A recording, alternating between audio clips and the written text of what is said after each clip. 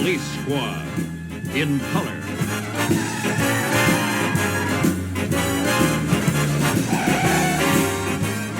Starring Leslie Nielsen.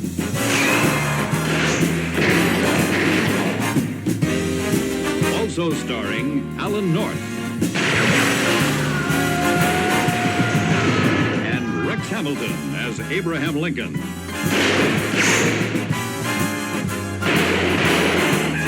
Tonight's special guest star, Lorne Greene.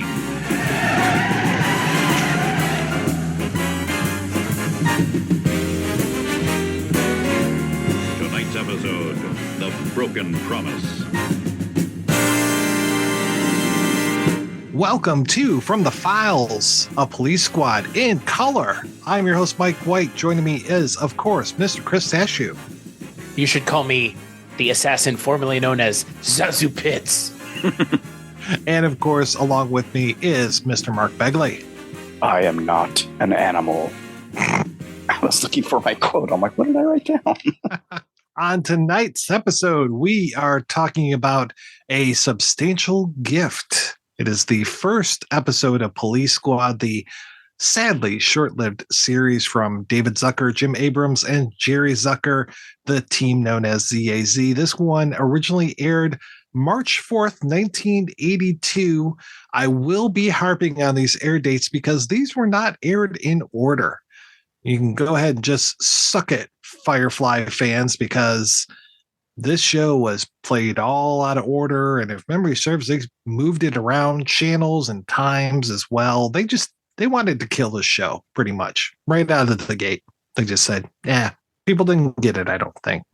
You had to pay attention, and that's not what TV viewers like to do, apparently, according to TV executives. Tonight's special guest star, Lorne Greene, though in the script for A Substantial Gift, it is William Conrad, but he will show up in the 6th episode. I guess they were trying to figure out who they're going to get to show up as those special guests. And of course, Rex Hamilton. Rex Hamilton as Abraham Lincoln. Basically, we are starting off in Jokeland from the very first shot of this series, which I fucking love. So I won't keep saying that throughout the entire thing, because if we didn't love this show, we wouldn't be talking about it. Yes, the jokes start with the credits. And continue through the end credits. It'll just like an airplane. If you miss them, watch it again and catch the ones you missed. There are still jokes all the way to this day that I was still catching. Yeah, I've seen this. I don't even know how many times, because I remember I watched this originally when it aired. I think I watched pretty much every episode the first time when they aired, even though they were hard to find and hard to see. This was one of those shows that was just kind of burned into my brain, where even watching again last night, there were so many lines that I was able to say before they were saying them on screen. Of course, we're going to talk about how a lot of this stuff was recycled for Naked Gun, which we've all have seen, but these jokes are so classic. Oh my God. They just work so well. The whole exchange about Sally Decker and Jim Fell and filled in. Twice and once. So good. So good. That and Sergeant Take Her Away and Sergeant Booker as well is another great verbal gag. The names. Yes. There's a plethora of name jokes in the first episode alone. Talk about constant gag throughout. And I don't remember. So I watched the first two. I don't think there are as many in the second one, but they still, place names and people names just get riffed on constantly. I watched it when it aired too, I guess, on the strength of remembering Airplane. And I don't know if Airplane 2 had come out already. I think it was the same year, if I'm not mistaken. Same year, yeah. Which I also saw in the theater. Barely remember any of that, though. But this was something that I watched with my dad, and it's one of those, like my daughter, all through Airplane, saying, that is such a stupid joke. I remember him saying that. That's so stupid. While laughing. They're dumb jokes, they're groaners, they're dad jokes, whatever you want to call them, right and left. But I don't know, like you, Mike, probably didn't catch maybe all 6. I don't really remember. I feel like when I watched the series a couple years ago, I didn't remember the last couple of episodes all that well. I know that they move things around. I know that there's controversy about the order. I think they had them in the correct order on the DVD, at least according to air date. I didn't have an opportunity to see them until who knows when, because I didn't have cable for a very long time. But by the time Naked Gun came out, I saw that on the strength of this, but it had been, 6 years or so? Yeah, so I was going, the first 4 aired the month of March in 82. So I was going from 12 to 13. We're just like prime stupid joke years in a young kid's life. Really stuck with me for decades and decades. The whole thing of them showing out of order really kind of ruins one of the best jokes that they have, because they are constantly name checking the previous people in the end of the episode. So even in the second episode, which we'll talk about next week, there's a reference to Sally Decker. And that list is going to grow as these episodes go on, and they will keep talking about the previous criminals in the next episode, which is great. I love that they give this little thing in here. There are so many recurring gags. The one that I love the most is that we don't know for sure if Frank Drebin is a serial killer or not. I mean, even the first time we meet him, we see him in his car. He's giving his voiceover, talking about how there has been a recent wave of gorgeous fashion models found naked and unconscious in laundromats on the West Side. Unfortunately, I was investigating holdups of neighborhood credit unions. I was on the wrong side of town doing my laundry. Is he the one that's putting the fashion models unconscious and naked, or is he just hoping to catch a glimpse of the fashion models? Because then later on in the same episode, he's driving around and you see another basket of laundry next to him. I love that. I love that Frank Drebin is a total pervert. Speaking of perverts, the character of Q in this show, who shows up in the movie, obviously, he is boy, that's a different character than I remember. It is essentially just Peter Graves from Airplane. I mean, doing literally the same gag. There's a kid, he's talking to him, and he's like, hey, you ever seen a grown man naked? Or something to the effect of like, it's a little different because in this, it's not him being a pedophile. In this, it's just him being a creep, because he's like, hey, bring your mom's clothes in, next time, or bring her bathing suit in. That's Ed Williams as Ted Olson. And his character is so different from the movie, because in the movies, he's not perverted. He's no-selling all the gags. None of it's funny to him, which is fine because it's like multiple straight men in a scene. But I didn't remember him being so drastically different.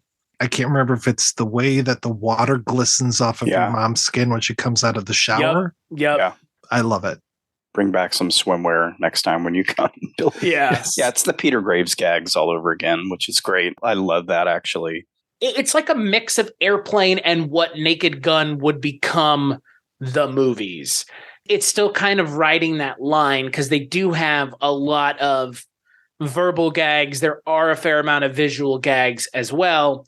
I think overall, this hews closer to Airplane than it does to Naked Gun. I mean, yeah, there are jokes that are repeated, like the shooting at each other from like 2 feet away, which comes back, I want to say, in the second Naked Gun movie. And then the thing with the pillow in Naked Gun, they do that with the wig in this in this episode. It's weird to me. Like, I remember watching this when it was just kind of floating around there. It only came into DVD in 2020. So it's only been it's Blu-ray. It's only been on Blu-ray for 2 years. But I remember seeing it and thinking, like, I was not expecting when I initially watched it there to be so many repeated jokes. But yet they're all here. Everything that you've seen in Naked Gun will come back in the show because that's where they're essentially workshopping all of these ideas is on the show. But I just didn't remember how many gags that I remember from Naked Gun 1, 2, and 3 are just already showing up in the show. Yeah, they recycle a lot of gags. Well, they're even recycling gags here from Airplane. Cigarette? Right. Yes, I know. Yeah. And I wonder, that was the thing when I watched it all the way through a couple years back. I thought, is that recurring gag on purpose, or is this just like recycling their own material? I mean, there's different writers for the episodes. I want to assume that everything's on purpose, but I don't know. It gets, after a while, you kind of go like, how many times am I going to laugh at the cigarette gag? They do an airplane gag in this halfway through it where they're driving in the car and all of a sudden the Colosseum is behind them. Place in Little Italy. Right. And then they're at the apartment and then you can see the Leaning Tower of Pisa out her window, though it's clearly supposed to be Chicago, New York, LA. I don't know. Yeah. The script has Chicago. I read that. Yeah. I read it on something else too. Or no, it might have been in the commentary where they were talking about Chicago. And I'm like, I don't get a sense of anywhere in this except for Backlot. Right. Yes, Yeah. It is very much set bound. That's okay. I mean, they're not trying to convince us that Leslie Nielsen is walking around the streets of anywhere. The movie's obviously set in LA, plays a big part in those movies that it's set in LA. Here, they mention the Cubs one time. Well, tell him he was traded to the Cubs for Reggie Jackson. That scene has my favorite line in the entire episode, which is, "We would have come sooner, but your husband wasn't dead yet." When Leslie Nielsen hits those deliveries, the only way that he can, he just says it and just keeps going. Like that, you say that to someone and they would be like, "What the fuck did you just say?" But just no stopping here. For me, MVP of this episode and a lot of episodes is Alan North as Ed Hocken. So good because he does the deadpan like Leslie Nielsen, but he plays slightly less intelligent, which I really like. That he just seems very confused a lot of times. He kind of gives that Levitt look a lot of times, just like, huh?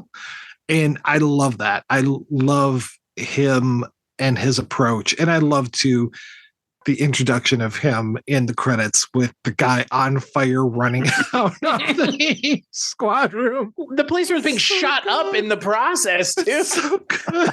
You guys have already mentioned it, but the show sets exactly the tone that it needs the moment it starts. I mean, you see Leslie Nielsen being shot at, and you're like, okay, this is a serious show. And then the moment it hooks you, it subverts your expectations immediately. I really appreciate that this show is not really interested in hewing to the conventions of television at the time. It really wanted to do its own thing, which is why I think the three of us would agree it did not succeed. This show was way too far ahead of its time to be really appreciated at the time. And watching this first episode, what a fucking chore writing these scripts must have been. My God. Doing Airplane is one thing, but doing this weekly, like it only runs for 6 episodes, but who knows how many episodes it really would have run for if it had been able to run a full length. Because I feel like ZAZ would have A, left after a while, or B, it would have just completely diminished in quality of comedy. Because again, this is the first and only episode that they write throughout the run. I mean, there are other people, and one of them is actually a rather well-known actor in the next episode. It's interesting. This is the one that, of all the episodes that I remember this one and none of the other ones. I am very curious how they approach this, because most of the time you do a pilot, the pilot sells, they say, okay, we'll take 13 episodes, 22 episodes, whatever it is. But this one lasting 6 episodes and it comes out in March. So I'm like, okay, is this a mid-season replacement? And if that's the case, I mean, still, it's probably 13. But then I know there were 6 scripts written. There was actually a 7th script at least out there. And we'll talk about that when we get to the last episode. So it's like, okay, what were you guys doing? Did you do 6 at a time and then start writing the script for the 7th? I mean, is it more like a Kolchak thing where you're just like writing a script? You know, you've got like 3 or 4 scripts all being written at the same time and they're all getting ready to be shot at the same time, because obviously they didn't have all of this stuff shot and ready. They shot the 6th. They didn't shoot a 7th. My question has always been, how do you keep that constant?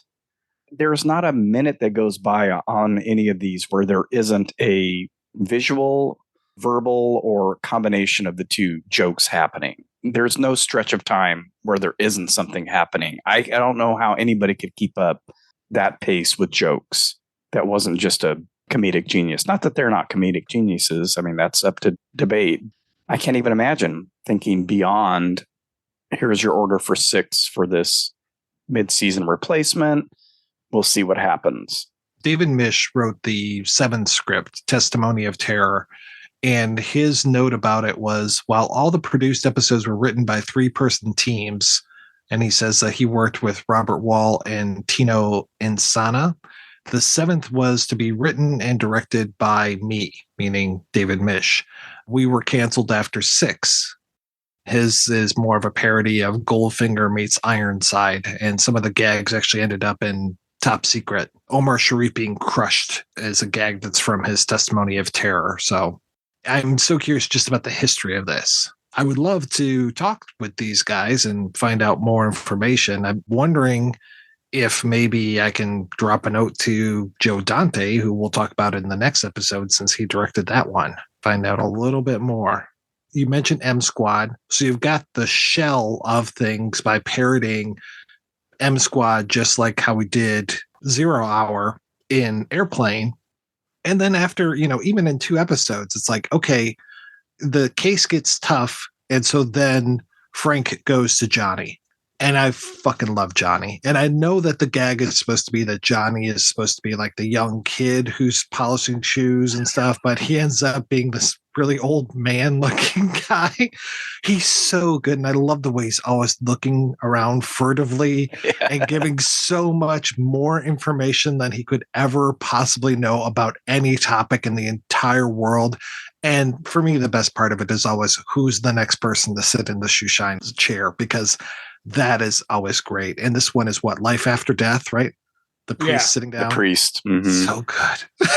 I'm a huge fan of that gag. I'm surprised that gag didn't make its way into the movie. Of all these gags that I know were constants, because I know that's a returning gag, it's wild to me that one didn't show up.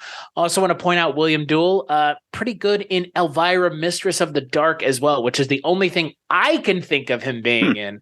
And he plays, I think, the horny hotel husband to the I forget what that actress, another fantastic character actress who's just like, you can't wear makeup and blah, blah, blah, blah. He's great in there. He's great in here. I wish that gag had showed up in the movie, because they could have done that 3 times in the movies. Had you bet me money, I would have said that Johnny was in the movie. Right. Well, that's my point. It's like, that's the one gag where I'm shaking my head like, why didn't they? The actor was alive until 2004.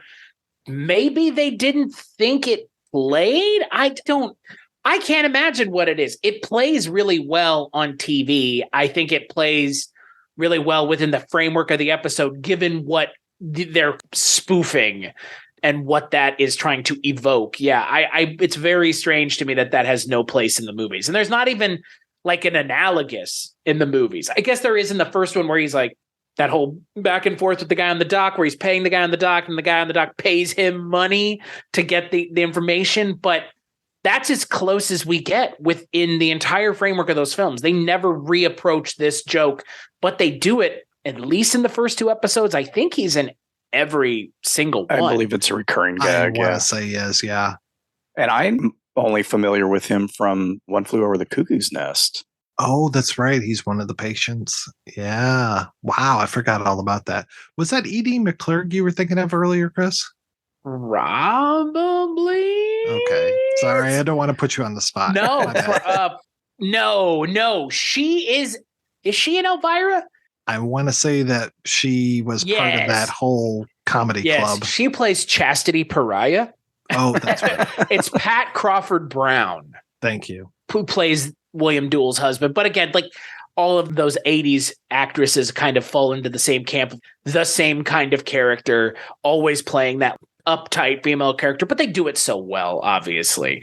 It's funny because, like you said, of all the gags in this show that really are returning in that work and that even show up on the Wikipedia page for each of these episodes has a Wikipedia entry completely.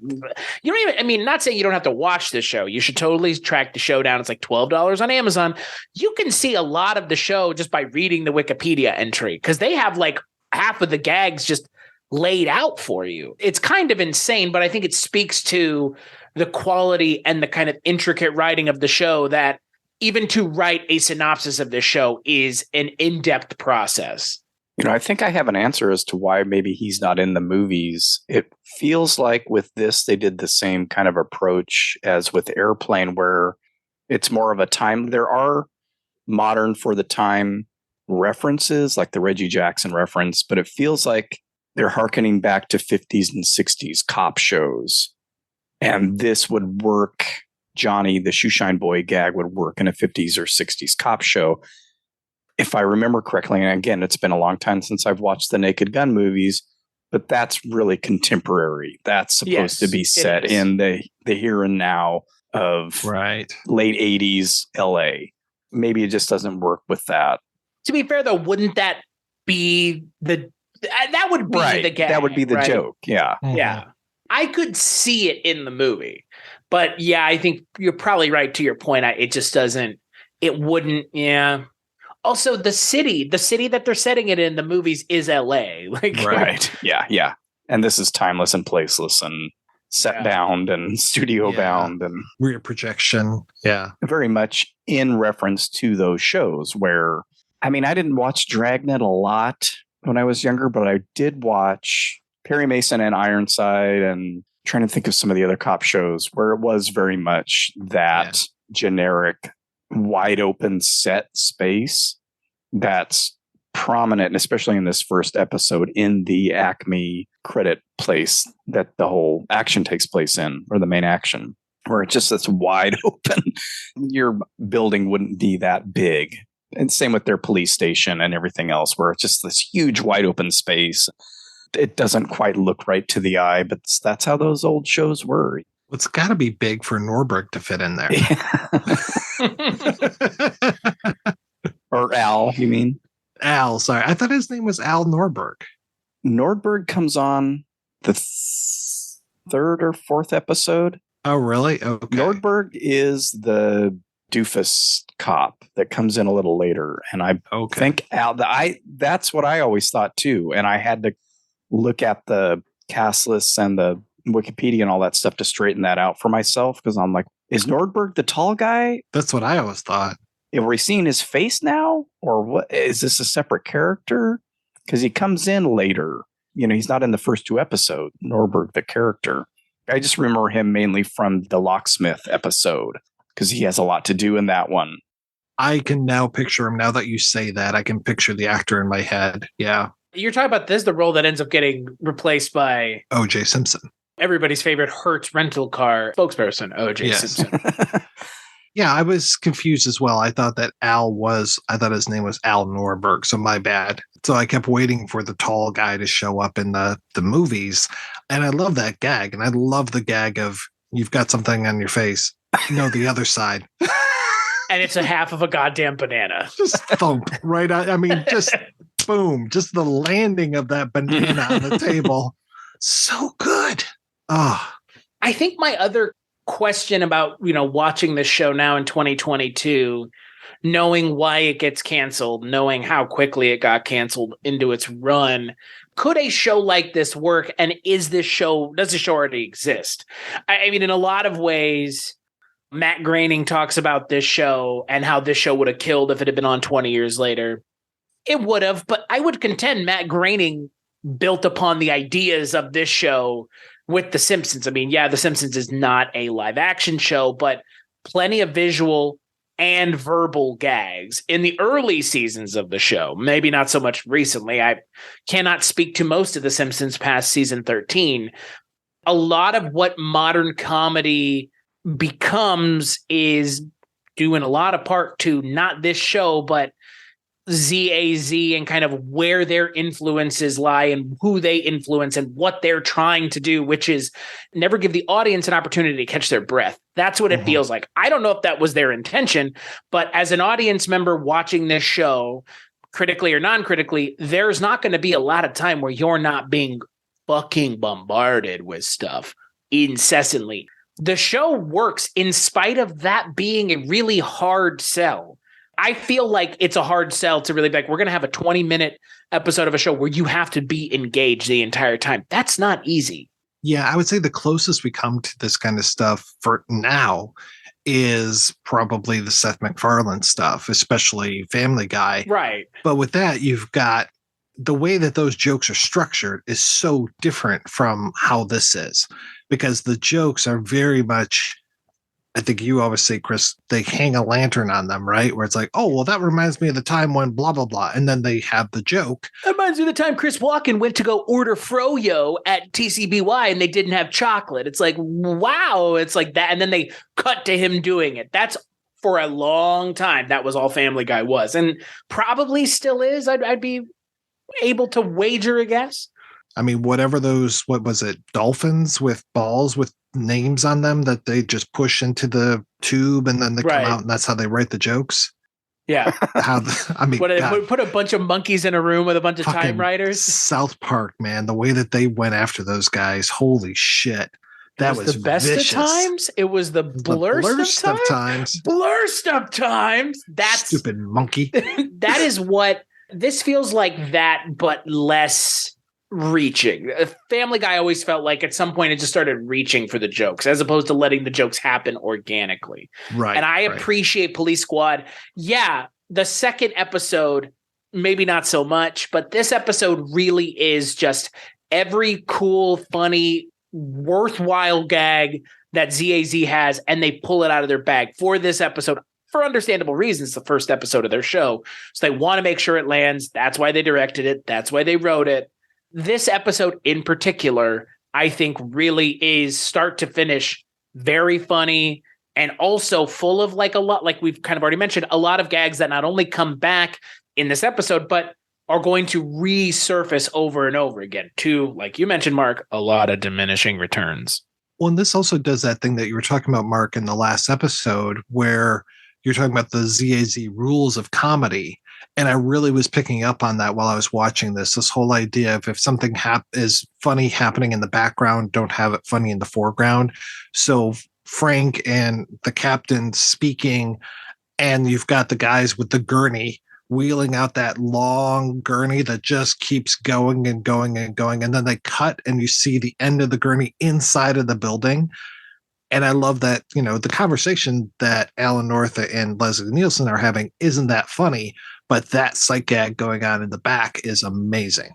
Or like the opening of Act 2, where it's Act 2, Yankees won. I like the recurring title card gags too. Yes. Those are total non sequiturs. Like that is what I love. I am a huge fan of I believe the comic panel is called Bizarro, is it not? The one that used to be in the newspaper, which was all just non sequiturs all the time. I love a good non sequitur, and ZAZ are kings of non sequiturs. There's a ton of them in Naked Gun. There's plenty of them in Airplane. And Act 2, Yankees won, is a very good example. And there's an even better one in the second episode that I think is even funnier. Good, yes, but it is. Nowadays, the comedy isn't throughout. Nobody does comedy credits anymore. We didn't even talk about that with Airplane. Comedy credits. A recipe for brownies in the credits. I think at some point in one of these ZAZ movies, we get it. It may be as far down the road as something like Mafia. Nobody does that anymore. That's not a thing anybody does. It's comedy from start to finish. You're eating a salad and the salad is funny, and then the appetizer is funny, and then the main course is funny, and the dessert is funny. It's throughout. That's not a thing anymore. Everybody wants to have, a moment of character growth and a moment of characters having a triumph. It's like, why can't we just do this anymore? Why can't we just do a joke fest throughout? Naked Gun coming soon to a theater near you, starring Liam Neeson. There you go, folks. I forgot. Now it's all improv until you find something that you can put on the screen. Here, riff for 20 minutes, and then we'll cut it all together. The Paul Feig and Judd Apatow. Yeah. That's what we've come to. Well, and ZAZ recently we're talking about, not stupid opinions. Everybody's entitled to their opinion, but, the death of comedy, blah, blah, blah. I would contend the death of comedy is not wokeness. The death of comedy is improv. That's the death of comedy movies, is not writing the jokes and confidence in writing the jokes. It's, we're going to have funny people and they say funny things. That's not necessarily the case. Ghostbusters 2016 is a fantastic example of what happens when you go, we got 4 funny women. Let's just let them do their thing. Let them riff. Everything is written down. This script is everything that we see is in here. It's very important to write this shit down, get this script as tight as you possibly can. You want to let people riff on set. You do one take that's of the script, you do another that's for you. You go ahead and you riff. If you're fucking Robin Williams, go ahead. It might be something genius. I'm not saying that the level of comedian is not up to what it was, but I think the level of comedy is not to what it was. And it's just like, okay, you don't have to say queef jokes all the time. It's okay. It's a different way of writing comedy. This was 3 dudes at the helm, very structured. They knew what they want. They knew how they wanted to get there. And like with Airplane, they're showing these movies to people and they're using that as an opportunity to tune and take the movie and tweak it down into what they want. Now we're going to do it on set. And it's like, okay, like I guess that is a way of doing it. And there have been movies that have been successful. A lot of those Judd Apatow movies are very funny. Rewatchable, I don't know. Again, there are parts from 40-Year-Old Virgin that I can quote that are funny. Okay, there are parts in Police Squad that are just as funny. It's a different kind of comedy. I think this comedy has been around for a lot longer, and this comedy also benefits from people sitting and looking over it a bunch of times. It's not just one guy doing his thing, which is fine. That works for stand-up. Not for a comedy movie, I don't think. Not all the time. Not emulatably, I'm going to take 4 people who are funny and put them in the movie, guaranteed success. Not necessarily. And Leslie Nielsen was a comedic actor before any of this. That's not what he was doing. He wanted to. That's what they've said. That's what he said. I wanted to do comedy. He would play jokes on people on set. Whatever the fuck that means anymore. You're sending condoms to Robert Stack on the set of Airplane, a used condom like Jared Leto. I don't know what the fuck he was doing. But it's funny to me that I would assume a lot of the people in this show are not comedic actors. I mean, that's not the point. It's not about you being funny. It's about the script being funny. That's the difference now. It's not the actors that are funny. It's the script. Now it's the actors, not the script. But with improv, there is no script. Cool. How do you even sell the project? Oh, you got Kate McKinnon and Kristen Wiig and Leslie Jones and that other actress whose name I always get wrong. So I'm going to say her name is Melissa McCarthy. I think you're right. That's how you sell it. And we got Paul Feig, and he's a comedy guy, so he gets it. It's like, yikes. Sometimes it does work, but it's a harder hill to climb than just writing a script and having them execute your funny lines. These are still played straight. The Police Squad episodes are all still, no one's telling jokes. There's no laugh track.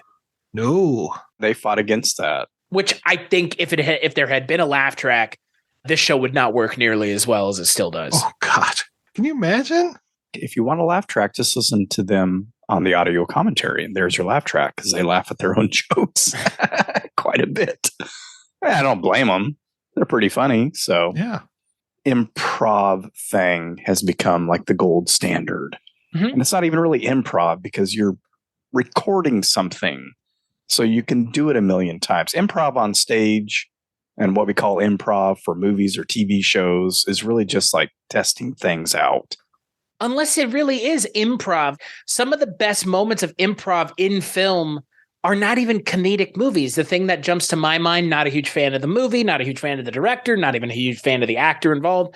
The scene in Django where Leonardo DiCaprio actually cut his hand and he went through the rest of the scene. That's improv. That's improvisational acting. He is sitting there with his hand fucking bleeding like crazy, getting through that scene. The scene in Zoolander where Ben Stiller legitimately forgot his line after David Duchovny's monologue and goes, "But why male models?" That's improv. It's an accident. He didn't mean to, but why male models? And then David Duchovny just picking up and going, "I just told you."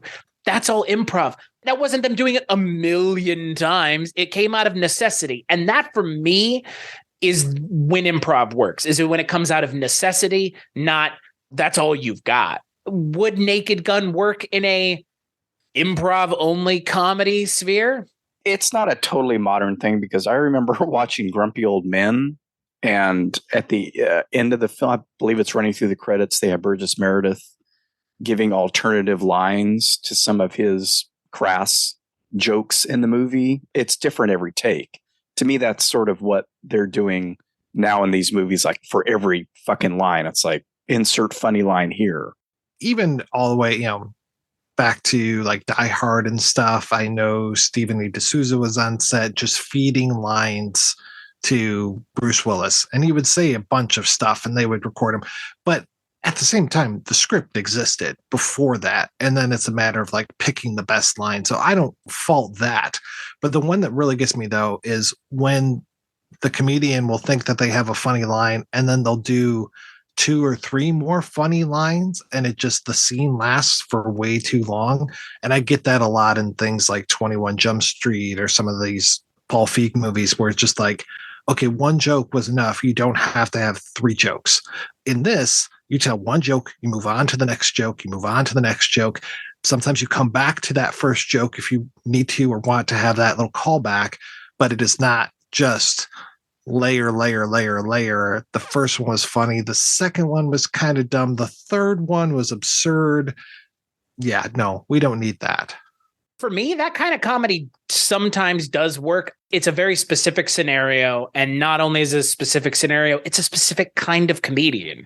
If it's Tim Heidecker and Eric Wareheim or Eric Andre, someone who understands comedy and anti-comedy, even someone like Tim Robinson on I Think You Should Leave, playing it 3 times, as long as there's a point in that third time, I'm on board. But yeah, it's this like beating it into the ground and then beating it further. And then now it's like dead. It's buried. Stop beating it. It's dead already. Now you gotta stop. And a lot of this improv nowadays is just how much further can we push the joke? I don't think you need to push it in this scene. You can revisit it. Revisiting jokes is great. ZAZ are like the fucking kings of that, for fuck's sake. Yeah, it's like in the same scene right next to the previous joke. It's like, this is a little much. Like, do you not have anything else to say? You have any other jokes to trot out here? You just want to say the same thing 3 times? All right. I kind of mentioned that on the airplane episode where it's like that Austin Powers thing where you go so far it's become absurd and then at some point it's supposed to be funny again. That was the comedy thing for a while, and that's when I sort of stopped watching a lot of comedy films. I guess it's Saturday Night Live type humor in a way where that works in a sketch, but you're talking about a movie here. A 5-minute sketch versus 5 minutes of your movie is a different ballgame as far as I'm concerned. Taking Pat and stretching Pat to 1 hour and a half long movie is a good idea. Tarantino had to pass that script, so he punched it up. He's a funny guy, I've heard. Yeah. A lot of comedy in his movies. Shit. I have to give this show credit for having an Elephant Man gag in it. Yes. The most timeless of all gags, Elephant Man. So good. I'm like, would people watching it now who aren't our ages, would they get it? I'm not sure, but God damn it, it's funny. I watched a reaction video earlier today as part of my research. Oh boy. Of a couple watching the first 3 episodes, although they watched them out of order. The 3rd episode and the 5th episode are switched, blah, blah, blah. But the first 2 were the correct ones that we were going to be talking about. That was the gag that they both missed. There was no reaction other than the spit and stuff coming out of his mouth. Yeah, they didn't catch it. And they were probably Chris's age, I would guess, maybe. How dare you lump me in with the rest of these people? I have a little hunch that you don't know what you're talking about. And here's the little hunch. That little guy. That is the kind of dumb fucking gag that I appreciate. I love it. Oh my God. That, and I think this is the first time that I have caught this joke, is when he leans over like he's talking into an intercom.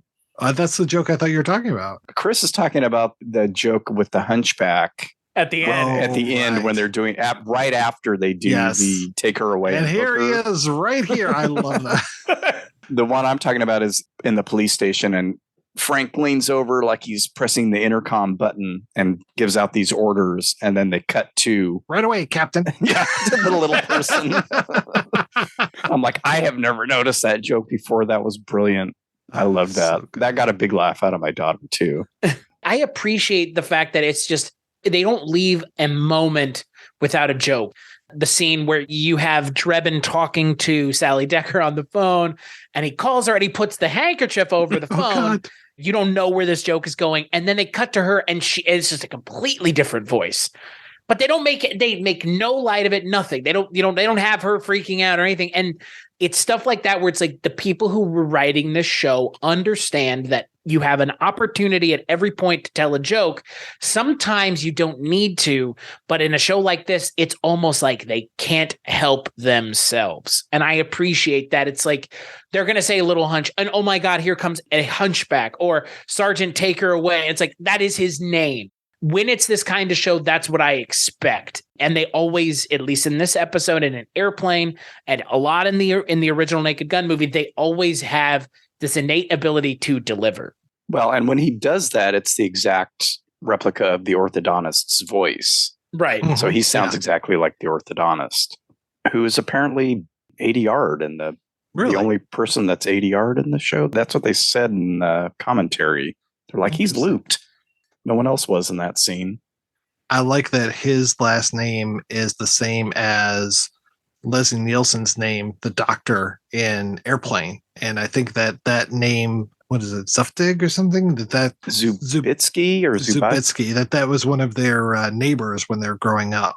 Okay, I thought it was from Airplane, and I just didn't have the energy to look it up. And so it was his name. Okay, well, that's even better. Having watched these two things back to back, I was like, oh, okay. Yeah. Stuff starts to fall into place.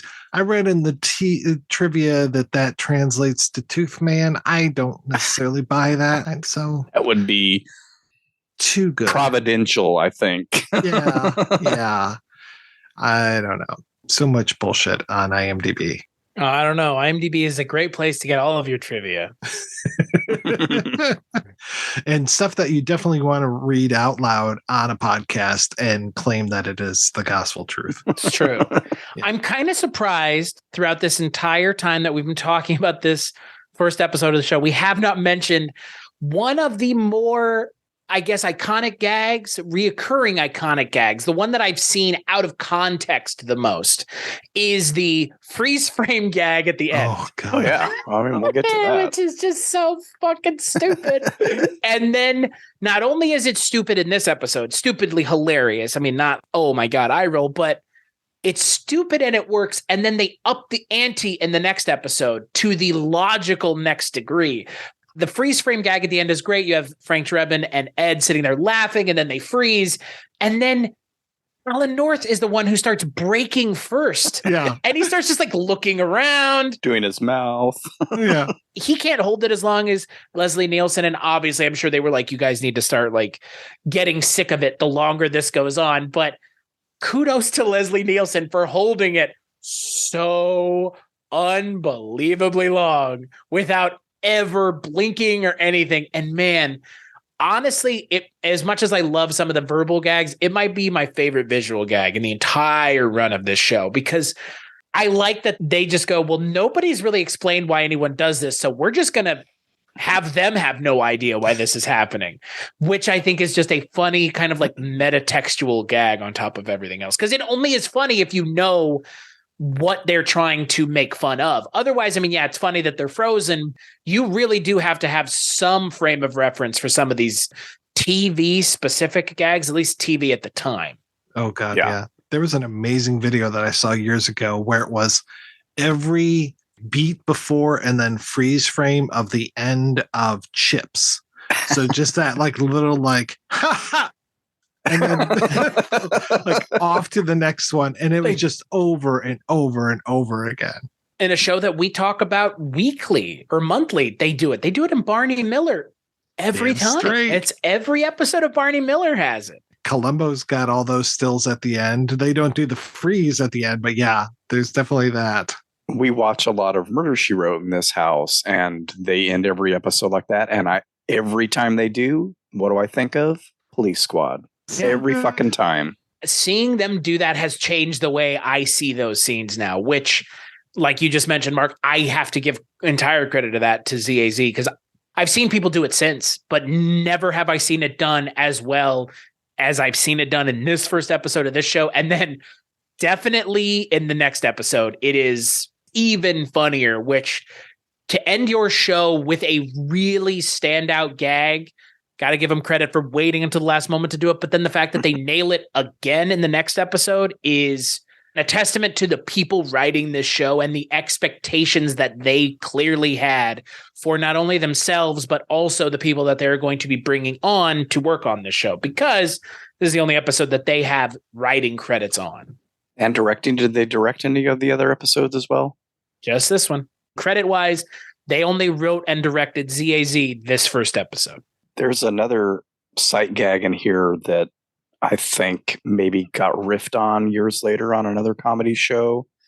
And it's one that I've never noticed before, but it's the military millinery that he meets Sally Decker in front of. No, it's like army hats, and then it says military millinery, and it's very hard to say.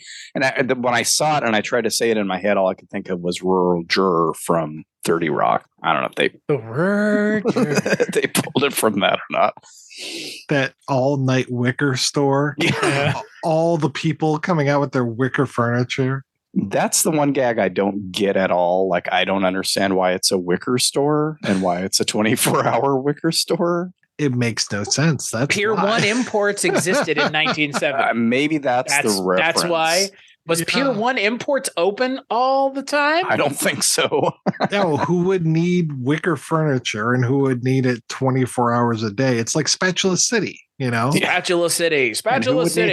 And who would need a wicker TV? Right.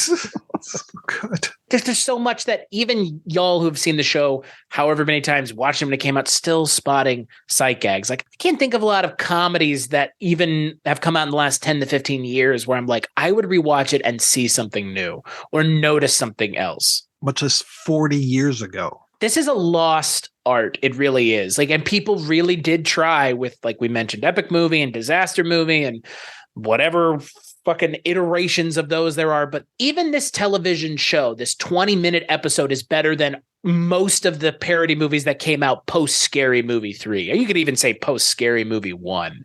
It's surprising how well this still holds up 40 plus years later. So on our next episode, we're going to be talking about the episode of Police Squad called Ring of Fear. Until then, Chris, what is happening with you, my friend? WeirdingWayMedia.com is what's happening with me. That's where you can find this show, my shows, Mike's show, Mark's show, everybody's shows. WeirdingWayMedia.com. What about you, Mark? I mean, do we need to say any more than that? I don't think we need it. I think we're done. I think cut to Chris. He talks us out, and we're all right. We'll see you next week. We should freeze frame ourselves, but this is an audio medium, so we can't do that. It's just us breathing for 30 seconds. Yeah, that's not weird. It was like the fucking, all of a sudden, it's like you're listening to a Zodiac phone call.